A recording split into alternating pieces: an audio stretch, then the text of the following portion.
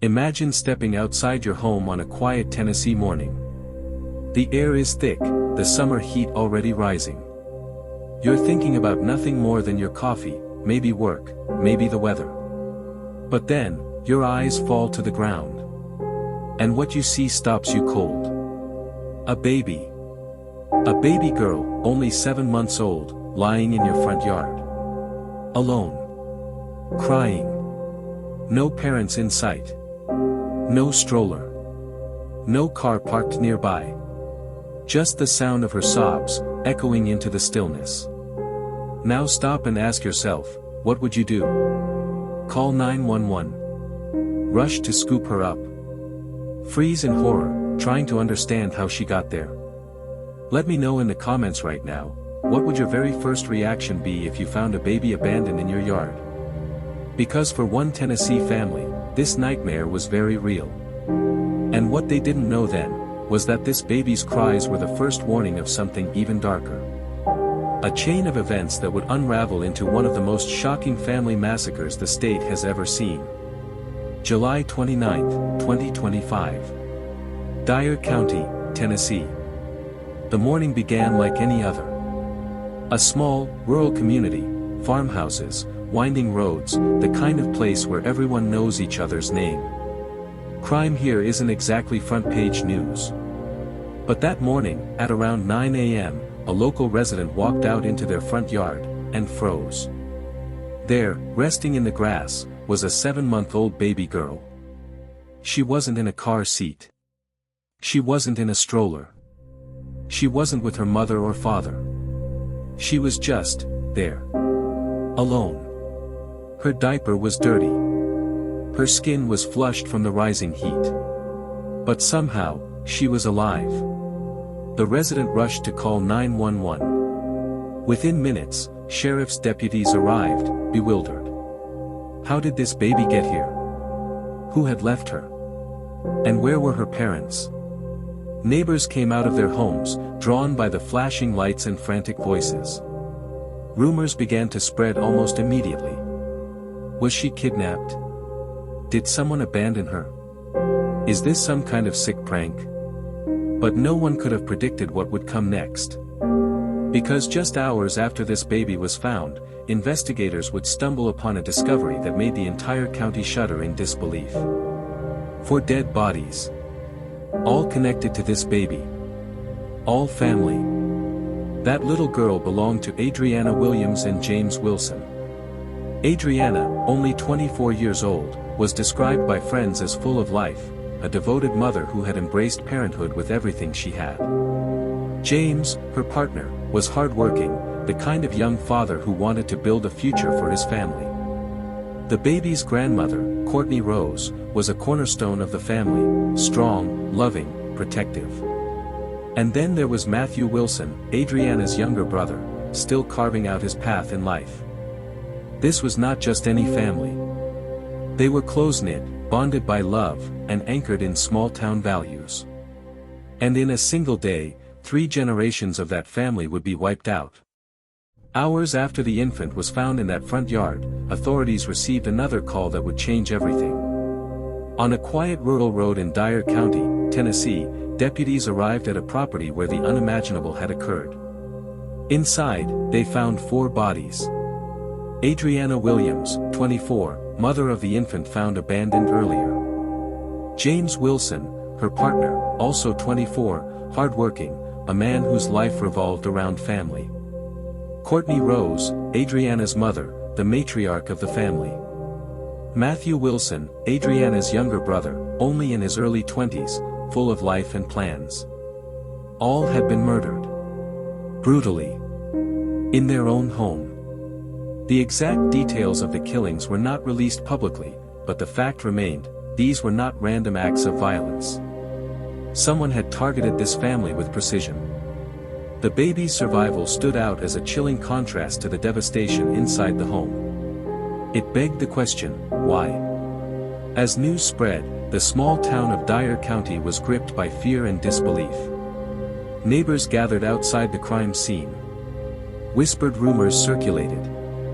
Some spoke of a serial offender, others feared a personal vendetta.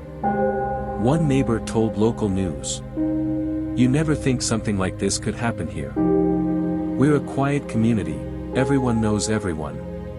And now this, it's like a nightmare you can't wake up from." Schools, local shops, and workplaces were filled with hushed conversations about the tragedy. Social media lit up with comments from friends and relatives mourning the loss of a family who had been known for their kindness and integrity. The sheer horror of finding a baby alive but all her closest family members dead created a stark emotional contrast that gripped not just the town, but eventually, the nation. Within a week, law enforcement identified a suspect, Austin Robert Drummond, 28. Drummond was not an outsider. He was reportedly dating the sister of one of the victims. In other words, he had intimate access to this family. He was arrested on August 5, 2025. Authorities charged him with first-degree murder, aggravated kidnapping, felon in possession of a firearm, possession of a firearm during the commission of a dangerous felony. The arrest shocked the community. Many had known Drummond casually or through social circles, and they described him as charismatic, quiet, and unassuming. How could someone who seemed ordinary commit something so horrific? From behind bars, Drummond made statements that would leave the public questioning reality itself. He claimed he had been working undercover for federal law enforcement. "During my time working for them, I helped uncover drug dealers selling multiple kilos of cocaine, also drug traffickers delivering pounds of meth," he told a local news outlet. "We identified dirty law enforcement and correctional personnel and tapped Vice Lord leadership phones." He continued, "I am not an innocent man, but I am not guilty of what they have charged me with. I had no reason to hurt these people. They were my girlfriend's family who had become my family." He told reporters he had even helped take Adrianna to the hospital to give birth and taught Braydon Williams to drive, claiming personal connections and care for the victims. But he admitted he had run from the situation, saying, "I did not handle the situation right by running, but I was afraid. I recently learned my cover was blown and hearing about the murders made me scared." At this point, we're left with questions that no one can answer for sure. Was Austin Drummond truly an undercover agent? Did his cover being blown somehow connect him to the murders? Or was this a desperate story he crafted to escape justice? And here's the most haunting question of all: why was the baby left alive while her parents, grandmother, and uncle were murdered? If you were investigating this case, what would you focus on first? Would you believe Drummond's story, or consider it a lie to save himself? Type your theory in the comments. The most compelling explanations might help to understand this case. Drummond's story had another twist. Authorities had arrested 3 other people as accessories after the fact, suggesting that the crime might have involved more than one person. Who were these individuals? What role did they play? Were they helping him, or were they coerced? The answers remain murky. But one thing is certain: this case is far from over. And while Drummond waits for trial, the town, and the baby's surviving family, are left grappling with grief, fear, and a thirst for answers. The discovery of the baby in a front yard and 4 dead family members sent Dyer County authorities into overdrive. Investigators quickly had to establish a timeline of events, a sequence that could reveal what happened, when it happened, and who was responsible. The timeline of horror. Morning, July 29, 2025. The infant is found abandoned. Deputies arrive, call emergency services, and secure the scene. Hours later, the bodies of Adrianna Williams, James Wilson, Cortney Rose, and Matthew Wilson are discovered at a separate property in rural Dyer County.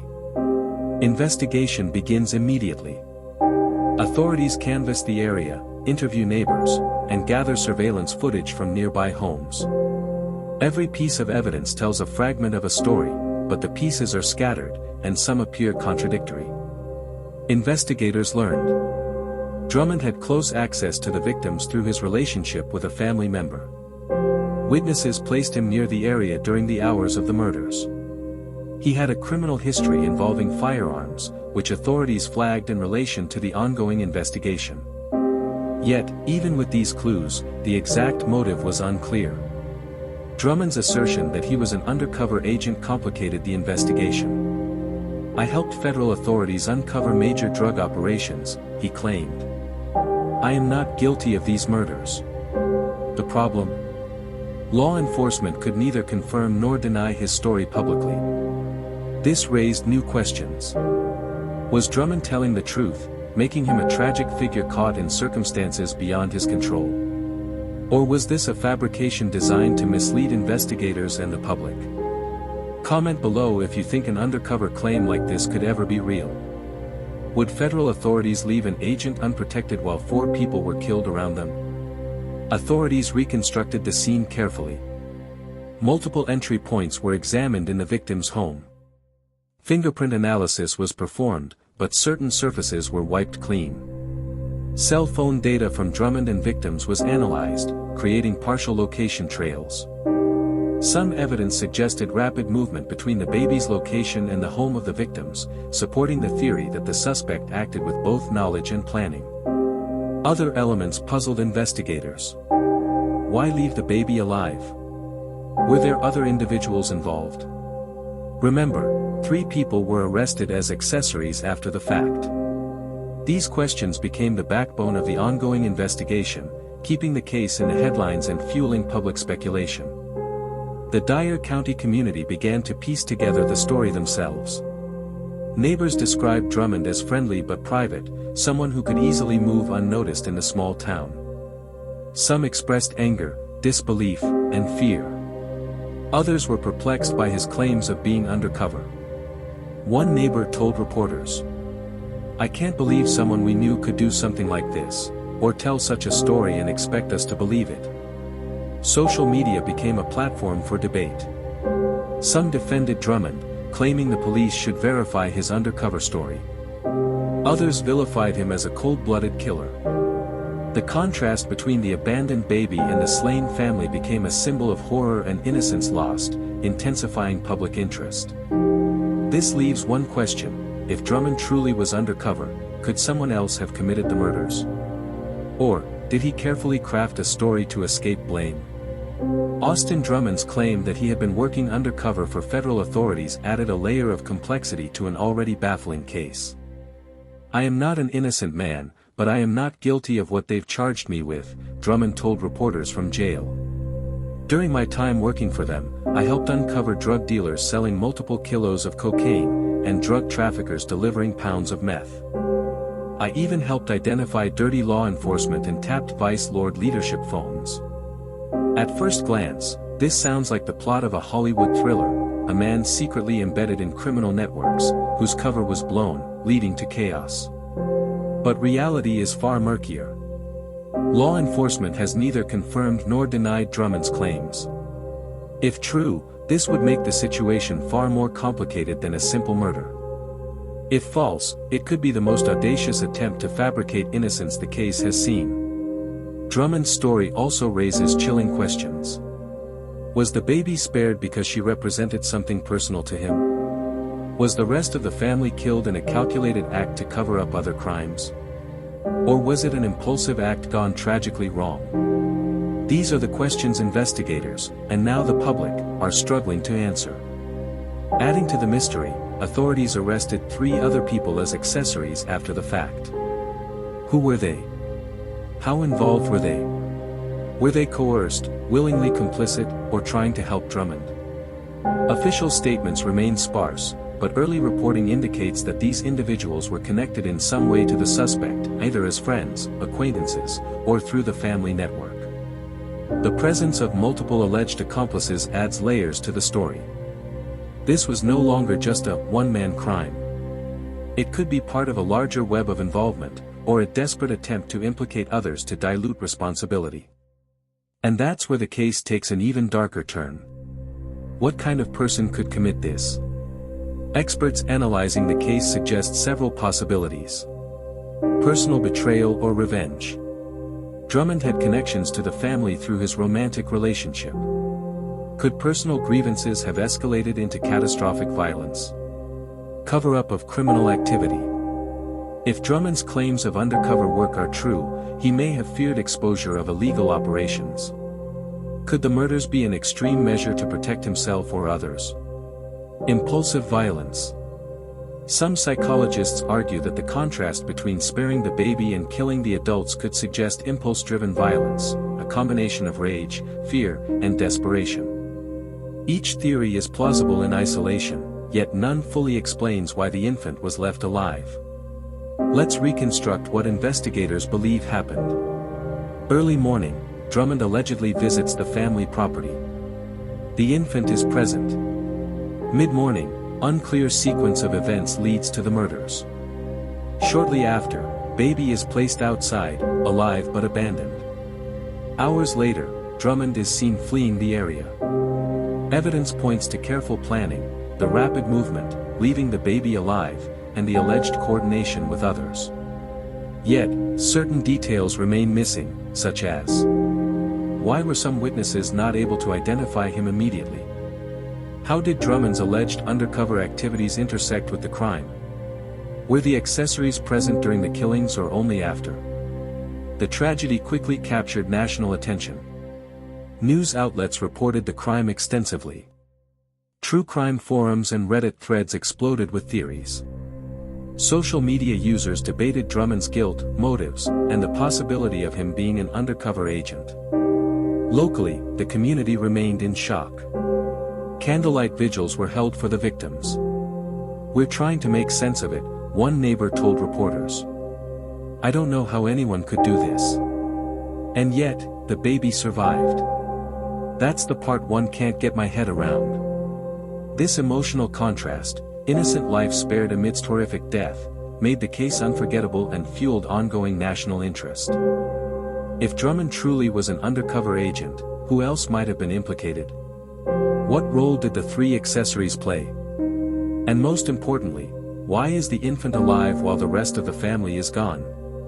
After Austin Drummond's arrest on August 5, 2025, the wheels of justice began turning. He was charged with first-degree murder, aggravated kidnapping, felon in possession of a firearm, and possession of a firearm during a dangerous felony. He pleaded not guilty, maintaining that he had no part in the murders despite the charges and public outcry. Bail was denied, and he remained in custody as investigators gathered additional evidence. Court filings revealed that authorities were piecing together the involvement of the three accessories, trying to determine whether they had actively participated in the crimes or were merely complicit after the fact. From the start, the trial was anticipated to be high-profile, not only for the brutality of the crime but also for the unusual circumstances: a surviving infant, multiple adult victims, and the suspect claiming undercover status. Here's a question for you: if someone claims they're undercover in a murder case, should the court take it at face value, or treat it as a potential strategy to mislead investigators? Type your opinion in the comments. The story drew national media attention, with news outlets and true crime forums analyzing every detail. Headlines emphasized the shocking contrast of the baby surviving while 4 family members were killed. Experts weighed in on Drummond's claim of being an undercover agent. True crime communities on Reddit, Twitter, and TikTok debated motives, timeline inconsistencies, and psychological profiles. This coverage ensured that everyone in the US was talking about the case, amplifying the emotional and suspenseful elements of the story. And yet, despite the media frenzy, many details remained unknown to the public, creating a vacuum for speculation, discussion, and theory crafting. Meanwhile, the community of Dyer County continued to reel from the tragedy. Candlelight vigils were held for Adrianna, James, Cortney, and Matthew. Residents expressed shock and disbelief, struggling to reconcile their perception of Drummond with the alleged crimes. Friends and extended family worked to care for the surviving infant, who had suddenly become the center of attention and protection. One local pastor remarked, "We're left to grieve, to pray, and to support this baby, the one innocent life amidst the unimaginable. She represents both loss and hope." The emotional toll on the community was immense, yet the case also served as a reminder of vigilance, family, and justice. The 7-month-old infant, abandoned but alive, became the symbolic heart of this story. Authorities ensured she received medical care immediately after being found. Extended family members or foster care were arranged to protect her from further trauma. Her survival became a beacon of hope amidst tragedy, a stark contrast to the devastating loss of her family. If you were entrusted with a surviving infant after such a tragedy, what steps would you take to ensure her safety and emotional well-being? Comment below, as comments may prove helpful. Even as legal proceedings began, the case continued to pose chilling questions. Was Drummond's claim of being an undercover agent real or fabricated? Who were the three accessories, and how much did they know or participate? Why was the baby spared while the adults were killed? Could there be motives still undisclosed, hidden behind a tangled web of relationships and fear? Each of these unanswered questions fuels both fear and fascination. As the story reaches its present-day status, Drummond is awaiting trial. The community is recovering, yet scars remain. The surviving baby represents innocence, hope, and the consequences of a crime too horrific to comprehend fully. For viewers, this story is not just about crime. It is about trust and betrayal, the fragility of life, the ripple effects of violence. And the ultimate question remains: was Austin Drummond a man caught in a deadly cycle of undercover work, or a cold-blooded killer weaving a story to save himself? Your answer might be different from someone else's, and that's exactly why commenting and discussion are so crucial. Before we end this episode, I would like you to comment your theory. Who do you think committed the murders, and why? Subscribe if you want to follow updates on Drummond's trial in this case. Share this video with friends who love true crime stories. The more minds, the more theories, the closer we get to understanding the truth. Remember, every detail matters, and sometimes, the smallest clue can change everything. In Dyer County, Tennessee, 4 lives were lost. 1 baby survived. A small town was forever changed. And 1 man sits behind bars, telling a story that leaves the public questioning everything. This is Truth for Crime, uncovering the stories, the questions, and the truths hidden in the shadows. What do you think really happened on that tragic July day? Comment below, subscribe, and stay tuned for the next update. The story is far from over.